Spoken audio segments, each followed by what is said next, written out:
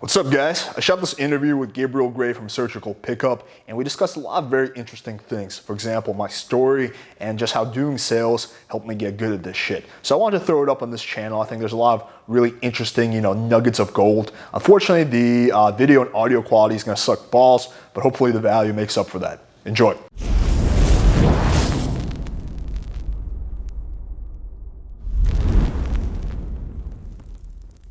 Welcome to another Surgical Sunday. We have got Alex from PWF.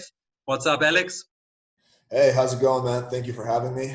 Oh, good. So another Surgical Sunday. Just a little bit about Alex, because as you guys know, if you don't know who Alex is, just put a 1 in the chat box. I'm sure everyone knows who he is. But Alex, co-founder of PWF, and he's one of the guys, to be honest, that I personally respect. There's not many guys in the community that I do. Him, Nitin, a few other guys that I actually personally respect. So I'm telling you right now, like what he has to say, you must listen to, because it's information that's actually going to benefit you. It's information that's actually practical and actually can work. Okay, so firstly, again, big welcome, Alex. Thanks for coming on to Surgical Sunday. And I think this is your second Surgical Sunday. Yeah, man. I'm glad to be here. Awesome. So I think, guys, and you can put your comments in the chat. We'll get to your questions and everything. I've firstly got a few questions for Alex, but ask your questions, anything about text game. Let's keep it about text game. Alex is pretty much a text game god. Okay, really, really amazing at text game, online game, things like that. He pretty much knows everything there is. Okay, this is the best guy in the world to speak to when it comes to this stuff. So I think, Alex, firstly, let's get into just a little bit about your story in terms of how you got into this style of game, how you got good at this style of game, how you developed the style of game, and yeah, how you got to mastery pretty much. Sure. So I'm going to try to make this very, very long story compact and short. I got into game around 2013 when I was about 23. And, I was, for a while, I was just pretty much like, struggling with the regular shit, closing, whatever, pulling girls back. Around 2015, a few years after I've already been in game, had some success, but not a lot. I got a pretty intense job doing sales. So I was working like 40, 50 hours a week. And there's no way after coming home doing sales for 8, 9, 10 hours, I wanted to go out and like interact with anyone, right? I was just like, I was done. Like I couldn't handle any more like human interaction or just any kind of interaction. So that made me like kind of look into dating apps a little bit more, because I was like, it had to be, I was like, there's gotta be some way I can like bust a nut without going out. And so, yeah, I got a little bit more involved in Tinder at that point. And then I started applying a lot of like the principles that I learned at sales into my online game. So I was like, okay, like, building investment from the client, then building investment text game, optimal closing, right? Like when I'm at, when I'm trying to close a client, I don't just say, hey, do you want to buy this, right? I say, how much would you like of this or something? I'm assuming the sale, right? So why don't I maybe start doing that with the game? So just a lot of principles. I mean, it's not 100% overlap. There's some things that don't really work that well, but there's a big overlap. And this is like doing sales is what like kind of, I don't know, like probably took my game to the next level, just because I was doing it so much. I was working so much. So I was learning a lot. I was getting pretty good at sales pretty fast. I also had an awesome sales manager that was like a mentor, I would say. And it was actually a very short, petite, redheaded woman who was just like the best salesperson I've ever met. Like just mind blowing how good she was. And so a lot of the social things and things that she taught me, I was able to kind of apply to text game. Okay, cool. So you're saying a lot of this comes from sales, your sales background. What about guys that have nothing to do with sales? How can they get good at this stuff? If they kind of newbies or intermediates, how do they get really good if they don't do anything with sales? They just learn from people who already went through it. So like they don't have to reinvent the wheel. I have like most of the shit on my website.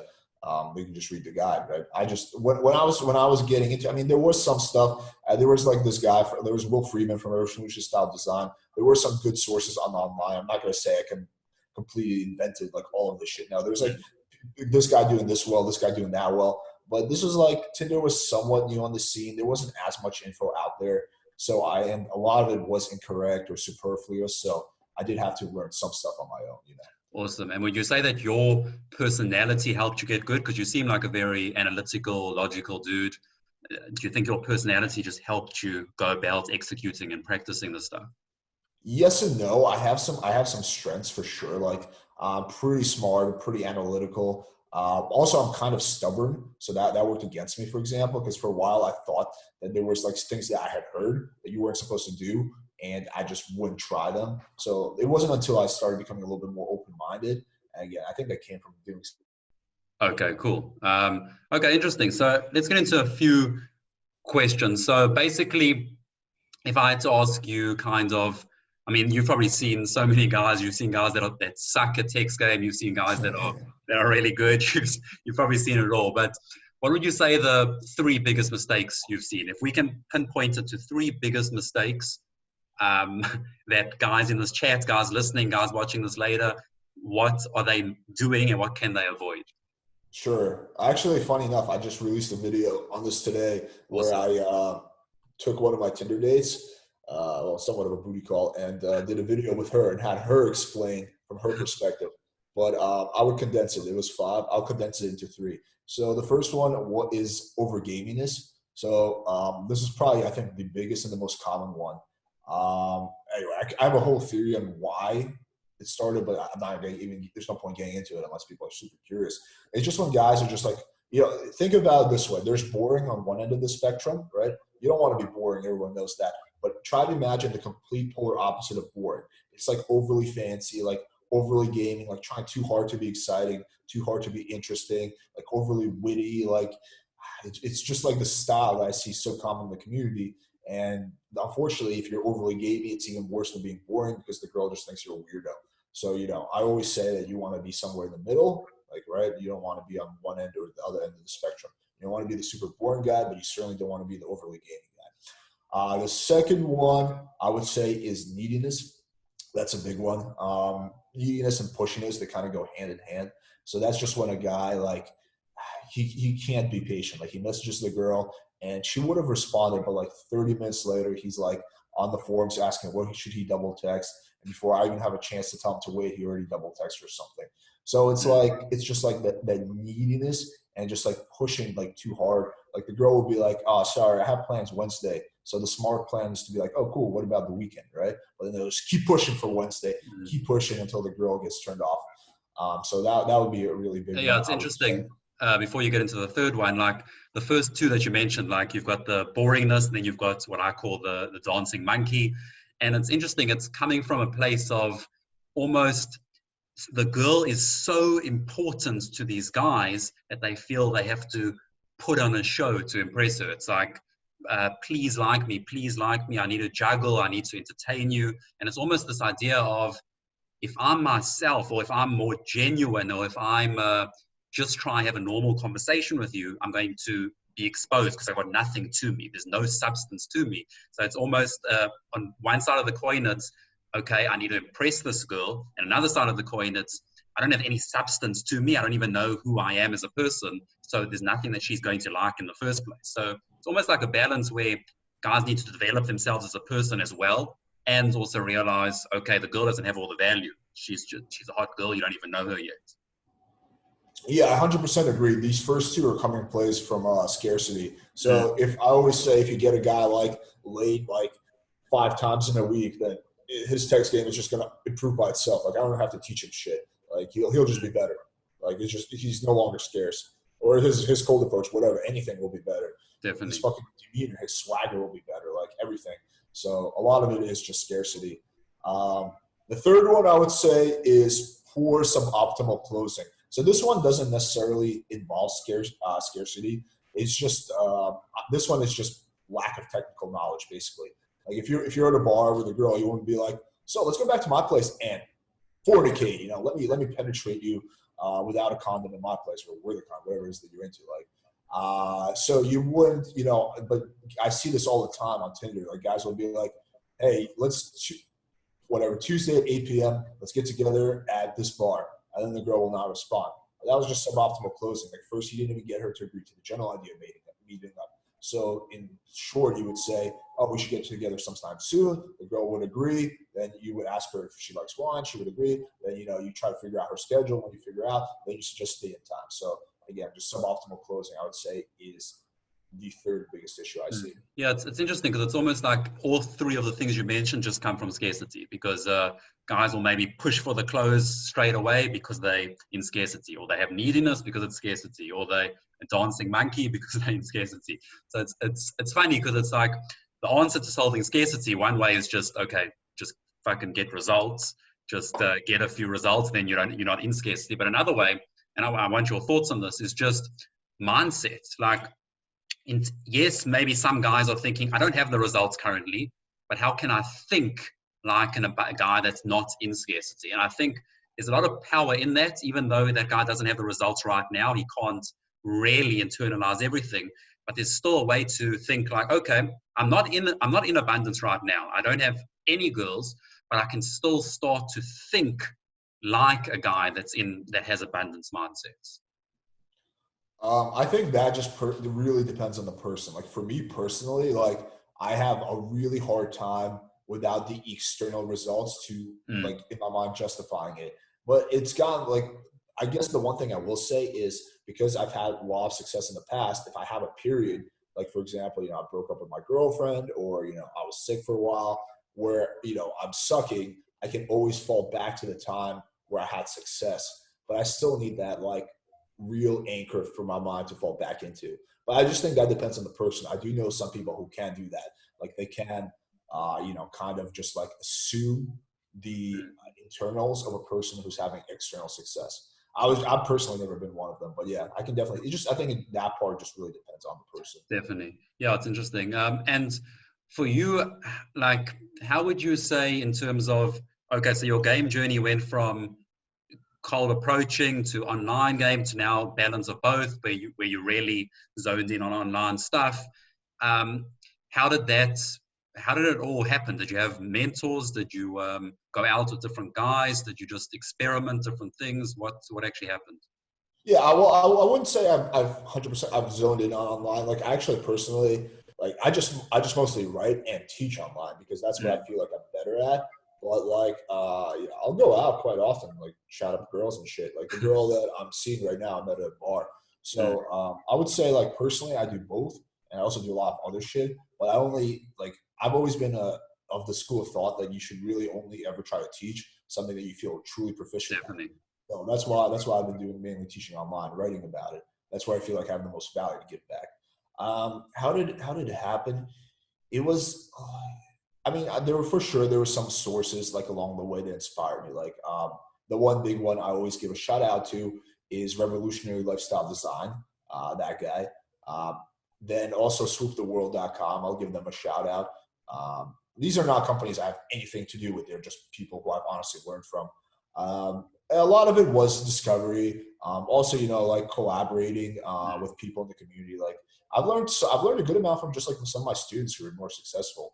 Like Blake, he started out as, like a member of my group and like member of my mastermind group, but, he was able to take my concepts and build on them. And I was able to learn from stuff he built. So you're constantly collaborating. I'm always constantly talking to like, Jamal and just like other guys, who are doing good and, picking up things here and there. So a lot of it is just like, just sharing ideas. It's not like I'm sitting, in my room, like Scrooge McDuck hoarding ideas and like, coming up with like laying idea eggs and shit like that. The wine close, so I would say it's something like that.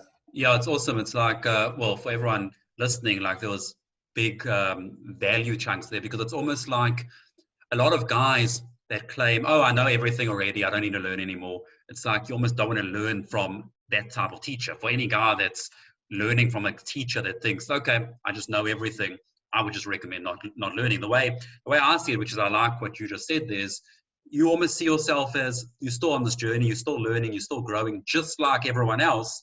You're just further along the path than most people in this specific niche.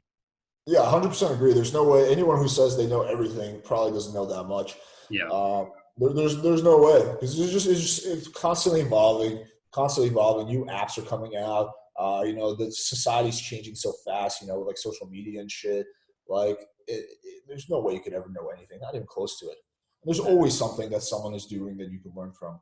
Yeah, it's funny. That's like the amazing thing about social dynamics, is that there's always these subtleties that girls will do that, even though you've seen something similar. It's like, oh, now this happens, that happens. Maybe I could do this next time. And it's almost, that's where the art comes in. Like lots of people say, oh, it's just the science, or all of it. It's like this art mixed with the science. Yeah, for sure, for sure. I think of it as like poker, right? Poker. Yeah. There's people who make millions and millions of dollars playing poker. It's not just purely luck, right? Like there's a skill to it. Of course, there's a component of luck. Like no one's denying that. Like sometimes you can go out, do everything right, and the girl just had a horrible day and she doesn't want to talk to anyone. And it doesn't matter how good your game is, she's still going to blow you off. But like, yeah, of course, there's that element of luck to it. But there's also a skill to it, a science to it, for sure. Definitely. Let's see what. If you guys have any questions, put them in the comments. There's one question. I'm having bad days sucking a text game and I'm unable to DHV and it looks like I am bragging. Okay, so any comments on that? Alex, he's unable to DHV because it looks like he's bragging. What's the last word? Break? Brag, like bragging, yeah. Well, don't. It's just about how. Okay, so let me give you an example. It's if you add humor to it, it's almost never going to be bragging. So like a line that I always use is a girl asks me how my day is going. I'll say, good, just finished a big workout, looking nice and fit for our date, right? And there's a little bit. It's like a little bit of tongue in cheek. So that it just doesn't sound bad. But now if I was to say, good, just finished a big workout, I think I look pretty jacked. That would be a little try hard. The girl would be like, okay, like, cool. But if I say looking nice and fit for our date, I'm still getting the same exact point across that, like, I'm in good shape. But I'm doing it in tongue-in-cheek type of way that's not bragging. Or, for example, another line I like to use, okay, so you would never say, like, oh, I'm rich, right? Like, that girl would be like, what the fuck? Like, no social skills. But what I've been using lately is a girl asks me what I'm up to. I'll say, oh, good, just relaxing in the hot tub. How about you?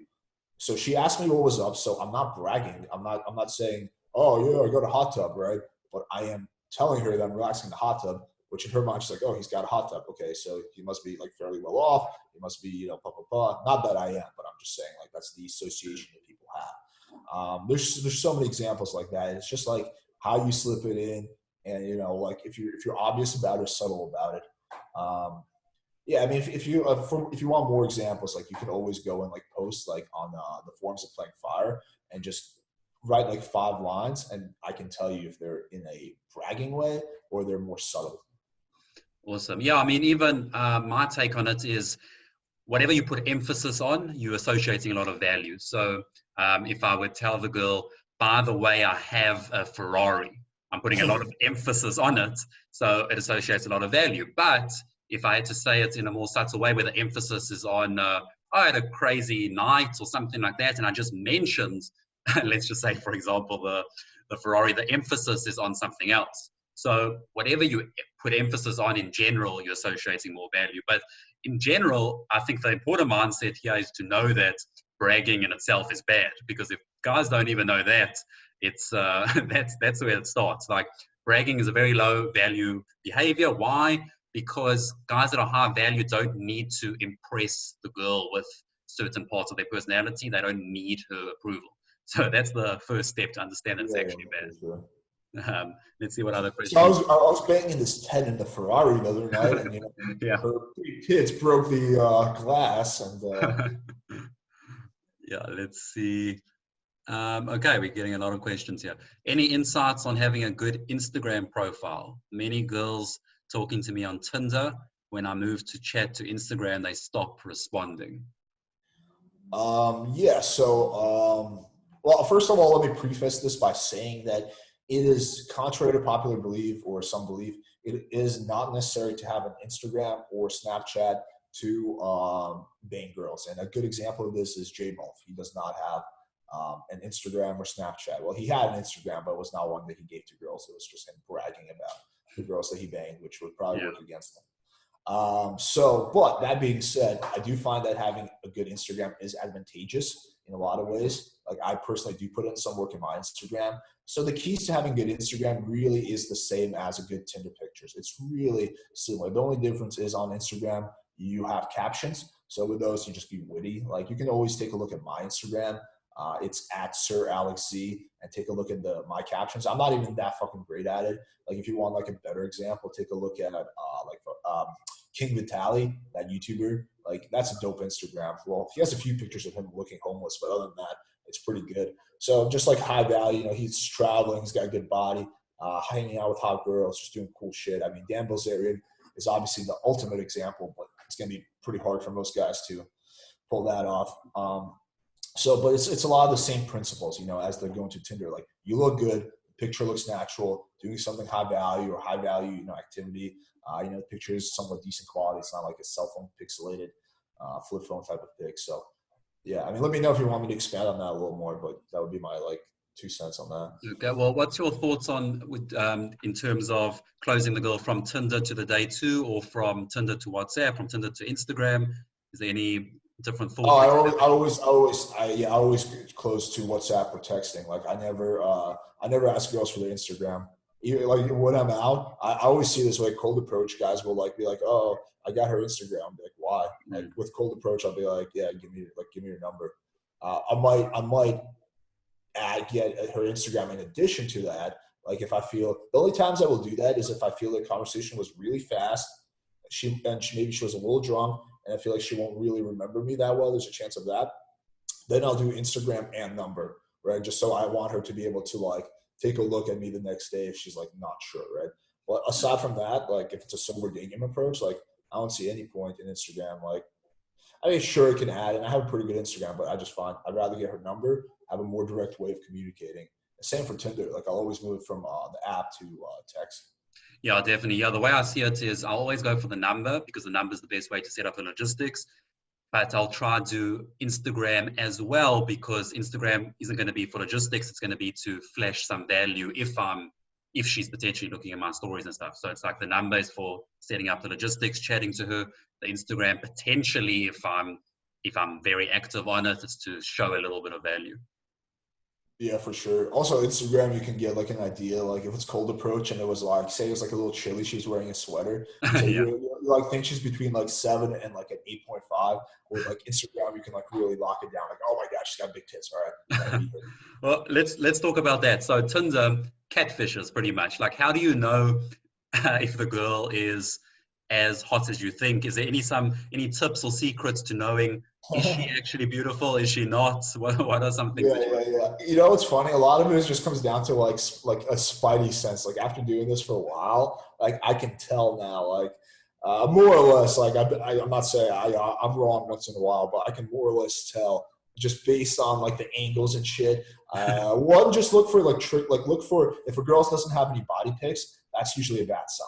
Now, it's not always a bad sign. I've actually hooked up with some really hot girls who do not have body pics, and they would laugh about it. So what I would always do if a girl does not have a body pic, I would just straight up call this out. Be like, hey, you don't have any body pics.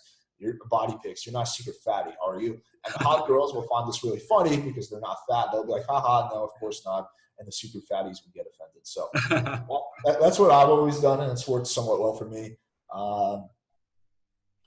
Another thing, I would just, again, you can always ask for their Instagram. If on Instagram they have 50 pics and not a single one of them is a body pic, something is off. Also, just look for weird trick photography, far angles, and girls will typically do these boob shots where it's just all you can do is see their tits, but you can't see the rest of them. Typically, hot girls will, or attractive girls at the very least, will they have no qualms about taking pics of their whole body, right? They're they don't have to constantly have just their tits in every pic. How many times have you found that this actually happened, where you, in the beginning, you thought she was attractive and she actually wasn't? Did it happen quite a lot? Well, there's different degrees of it. Sometimes you think a girl's an 8, but she's really 7, and sometimes you think a girl's an 8 and she's really an old lady. So, yeah. But I've been truly catfished maybe once or twice. One time, some old lady showed up at my doorstep, and I was like, "What the fuck? I'm not gonna bang this grandma." So I gave her a hug and sent her on her way politely. But I mean, I'm exaggerating a little bit. She was probably 50 or something like that, but she just wasn't a hot MILF. She was just a hey, hi lady, you need help with your groceries type of situation.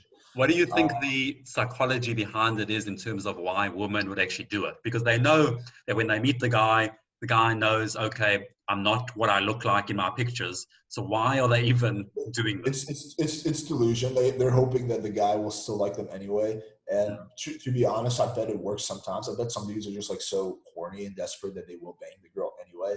I can almost guarantee that part. But they're hoping that the guy will just be like them for their personality so much that they'll overlook the fact that they were catfish. Mm. Interesting stuff. So you've got like a spidey sense when it comes to. Oh yeah, like at this point, yeah, totally. Like I can like sort of tell. You know who's even better than me though? Any girl. Like I will ask. Like sometimes if I'm on trail, I'll ask a female friend of mine, and they'll tell right away. They'll like dissect the picture. They'll be like, nope, this angle, this angle, this angle, this angle means she's gonna be 5 pounds over. I'm like, what the fuck just happened? Interesting. Okay, we'll get into one more question. We might have to cut this interview short because I just got a notification that says your meeting will end in 10 minutes. Maybe it's because I don't have the paid account. So I want to make sure that I save it and everything. But let's get into one more question. Okay, let's get into a good one. How to remember all the text routines that you teach? How to remember all of that? Well, I don't think you have to remember them again. So what I try to stay away from is like if you go through my product, there's some lines in there, but my teaching isn't like memorize these lines. I don't like that style because I feel like this sounds kind of corny, but I'd rather teach someone to fish than constantly keep giving them fish because it's not effective. Like if I tell people to memorize these lines, it's not going to sound natural because every conversation is slightly different. It's the same thing with cold approach. Like no one's teaching you, okay, do these lines. It's just gonna come out weird. So it's you go through the material, you understand the underlying principles. We have like, for example, in our mastermind group, we have a cheat sheet. So it's just like, the top things like written down. It's like 2 pages long, so you can always refer to that. But I think a lot of it just comes down to trial and error, and then just internalizing things. You're like, okay, what is the optimal way to close? Like for example, at this point for me, it's not like I have to think about each line. It's like second nature. Like it kind of just comes to me, and that's like my goal for anyone who uses my product or whatever. Just like it reads anything on my website, I want them to be able to like over time internalize the concepts, and not have to rely on exact lines because that's going to be like much better for them. Awesome. Yeah, it's very similar to almost also in cold approach, where for me the way I teach, it's not lines, it's not learning words or lines or routines, it's understanding the techniques and the principles and the concepts behind the lines, because then you can just come up with your own. So, yeah, absolutely, 100%. Let's see, let's get into another question. How to deal with low investment from girls? It's tricky. You gotta find a way to build investment. But at a certain point, you also got to be able to call it quits, right? So maybe the girl gave you, like if it was cold approach, maybe she gave you her number because she just didn't want to be rude. Or if it's Tinder, maybe she accidentally swiped on you or whatever. It could be any number of things. So you have to be able at a certain point to be like, okay, this girl is not interested in meeting me. It's just a waste of time. I'm not going to, just waste days of my life on this, right? I'm going to focus on other girls. That's the first possibility. Second possibility, she has some kind of unanswered concern or objection. So maybe she thinks you're a fuckboy and you're only looking for a one-night stand, right? So you have to be able to address that. So you have to be able to, okay, that's a complete different category. And the third category is, I would say some girls just take a little bit to warm up. Like they have this like, especially like my people, like Russian girls, like they have a little bit of this. It's not that they don't want to meet you. It's just they have this little bit of reluctance initially. So those are the 3 categories of girls who will give you low investment. You have to be able to, with enough time, discern between those categories. And if it's the second and the third, then, you just kind of keep plowing and keep trying to build investment. You can take a look at some of the love reports on the Playing Fire site. I have quite a few. A good one would be the Romanian girl, where a girl would just give me like low investment for like, I don't know, the first 10 or 20 messages. And eventually I keep building at it. But it's like, you just slowly try to draw her out, like slowly, like, like if she's giving you 1-2 word answers, okay, what can I say that might get her to give me like a sentence? Then, a more like if, there's just certain questions you can ask. But yeah, again, it's just one of those things. It's like, you have to look at examples and see. So yeah, fortunately I have quite a good amount of those. I have some on my YouTube channel as well, I think. So yeah, should be plenty. Yeah, let's get into, I know you guys have a lot of questions, but let's quickly get into one more question and then find out how we can find out more information about Alex. Okay. So should we use questions to get investments? Because it's not working very well for me. Not necessarily, but you can. So it's again, so questions are not all like equal, right? So there's questions like, oh, do you like ice cream or French fries, right? Like that kind of question won't really get much investment because she'll just say either ice cream or French fries, right? That's not gonna do much. But if you're using a question like, what's your favorite type of cuisine? Not that I'm even recommending this question. It's kind of boring. Well, she's gonna be like, well, I really like French, but I actually had some good Indian food. Like that'll probably draw out a little bit more investment.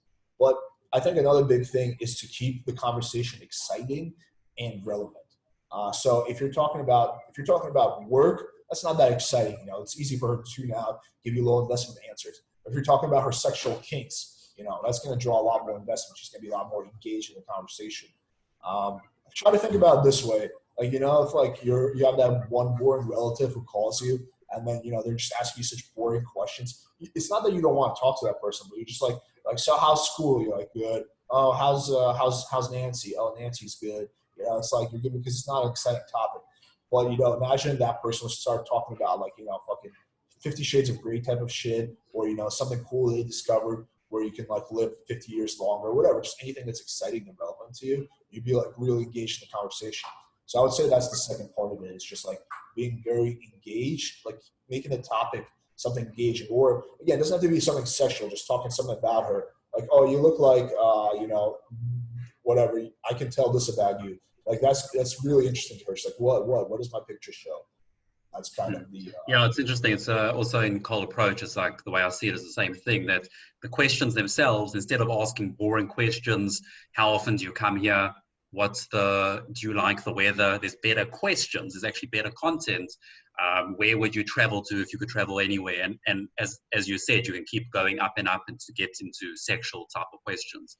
So I really like that. Let's quickly get into where people can find you. I know you've got YouTube, you've got Facebook groups, so just tell people everything that's where they can find you and everything. Sure. So my YouTube channel is, we'll link it, but it's Playing with Fire.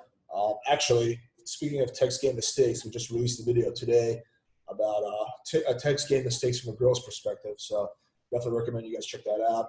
And then my website is playingfire.com. I have a lot of just free lay reports and tips and guides on there. We just throw an article about how the Tinder algorithm works and all that shit. So a lot of awesome free content on there. Then I have my forums at forums.playingfire.com, which is basically like our version of Facebook. We just launched an app, but it's not really 100% ready yet. I'm not really on Facebook anymore due to issues. But so either YouTube, I would say, or the forums or the website. It's a really good ways to find me. And if you're interested in checking out my product, it's playingfire.com and then _ buy product. Very strategic link. But so you can also check all that out. Kind of explains it more on the page. Okay, awesome. We'll definitely link it out. But a lot of value in this 45 minutes. A lot of value, a lot of good stuff. I mean, thanks again, Alex. It's been awesome. Give us a 1 in the chat box, everyone, if you enjoyed it. But a lot of value, and we definitely will have you on again sometime soon. Another Surgical Sunday. Yeah, if you guys have any unanswered questions or anything like that, you can always, like, if you go on the forums, you can always private message me or just make a post, and I try to get back to everyone. So you can always just, like, if you have any questions that you think of later, just feel free to reach out to me. Okay, awesome stuff. A lot of ones. Everyone enjoyed it. Awesome stuff, guys. Thanks again, Alex. And this was a really good Surgical Sunday. Catch you guys for next Surgical Sunday. Thanks, Alex. Awesome. Thank you for having me. Appreciate it. Awesome.